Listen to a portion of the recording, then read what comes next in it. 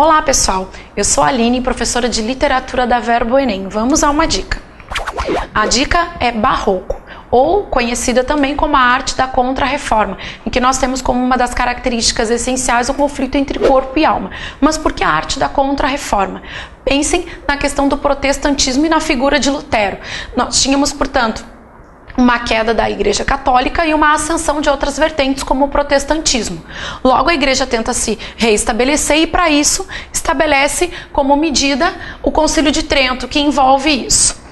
Nós temos ainda como característica principal a dualidade entre corpo e alma. Então a produção vai refletir essa questão da religiosidade em decadência ou em ascensão em relação a outros movimentos religiosos.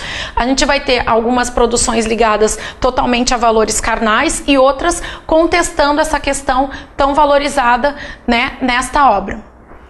Nós temos a relação de efemeridade do tempo, ou seja, o dar-se conta do quão rápido as coisas podem passar, com a fluidez da vida, que também é frequente em outros períodos literários, caso do arcadismo.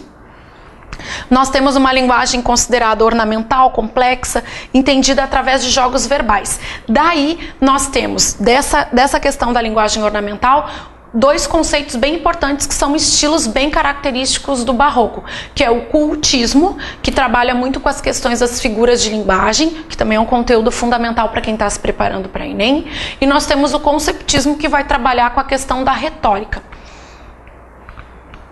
Como autor representativo, eu trago o Gregório de Matos, mas eu não poderia deixar de citar também a figura do Padre Antônio Vieira, outro importante autor desse período, que vai trabalhar dentre os dois estilos com o conceptismo na construção dos seus textos. Lembrando que, como padre, ele utilizava, né, o conceptismo, ou seja, a retórica, para tentar trazer, de certa forma, esses fiéis para a Igreja Católica. Então, esses textos eles vão ser construídos a partir de alegorias dentro desse estilo.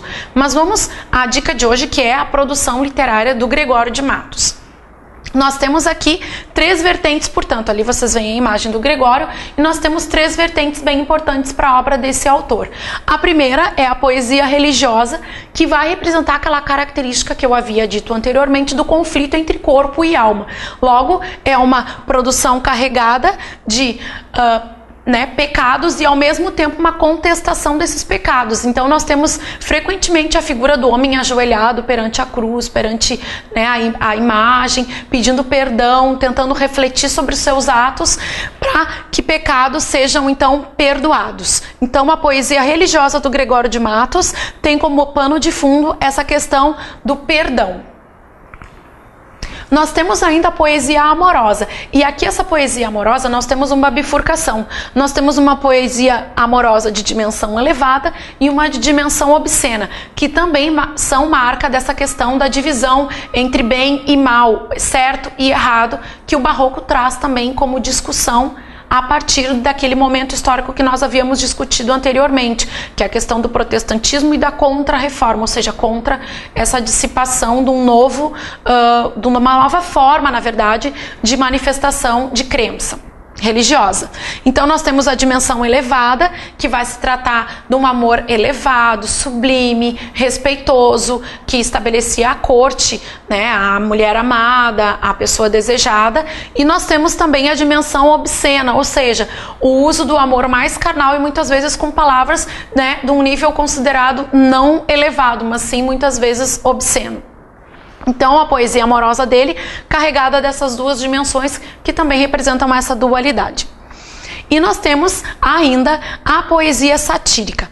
A poesia satírica é aquela que vai trazer um caráter mais ácido, porque ao mesmo tempo que nós temos o caráter amoroso e religioso, ele também se preocupa com a questão dos setores da vida dele naquele momento, ou seja, da representação do histórico na sua obra.